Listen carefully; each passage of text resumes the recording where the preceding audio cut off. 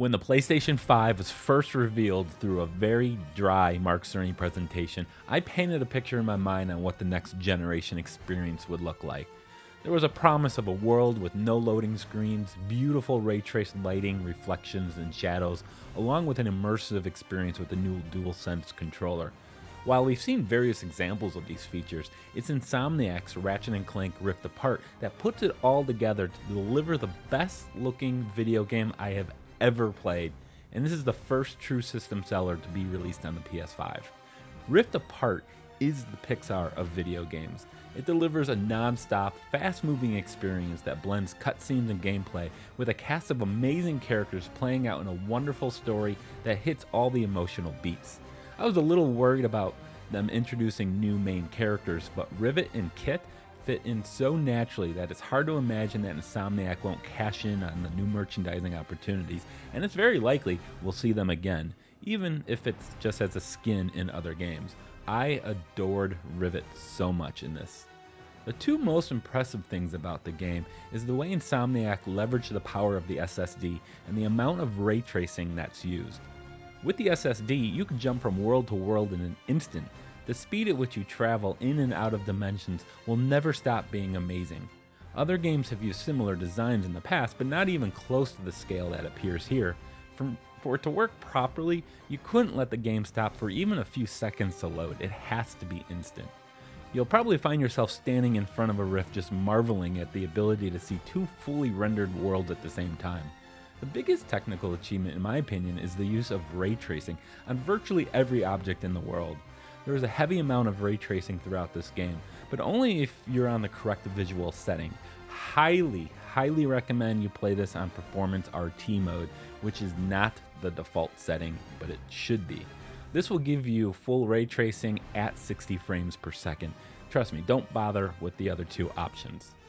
The world was designed to include many shiny objects, and that's not even including Clank, who is entirely reflective. I stopped no less than 100 times just to admire some pretty reflections on various surfaces of no importance. If it doesn't blow your mind away, I'd be shocked. No YouTube video or trailer will prepare you for what you're about to see on a quality monitor in your house. Combined with fantastic shadow detail, which gives every object in the scene proper depth, we've encountered an era where real-time video rendering is catching up to pre-rendered animated films. Now, while the visuals will try to steal the show, let's not forget what makes Ratchet & Clank special, and that's the weapons. Now, I don't want to spoil anything about the weapons you'll find. Some of them returned from previous games, but I couldn't be more blown away by how fun they all were, and even more impressively, how great they visually looked while firing. And no matter how much madness I filled the screen up with, I never experienced a frame drop. I honestly don't know how this game was made. It feels like it shouldn't have been possible. Do I love everything about Rift Apart?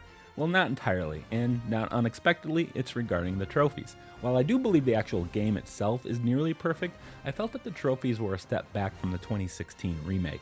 If you have the Platinum in the 2016 game, this will be easier and quicker for you. This time around, they've eliminated the need to upgrade all the weapons to level 10, which is something a full challenge mode playthrough would require. Rift Apart only requires one weapon to reach level 5. Seeing a maxed out level 10 weapon is part of the fun as they transform into slightly different variations of the original.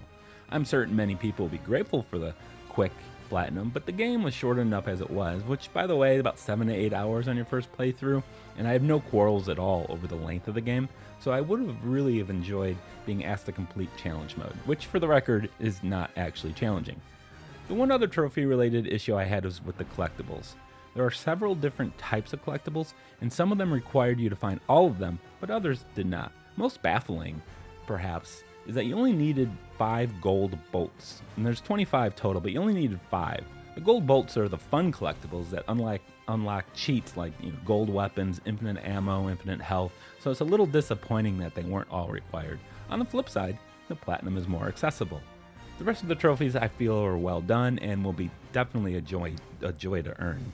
In the end, Rift Apart will take roughly 15 hours to Platinum, and is incredibly easy and fun Platinum, despite the requirements being capped for whatever reason.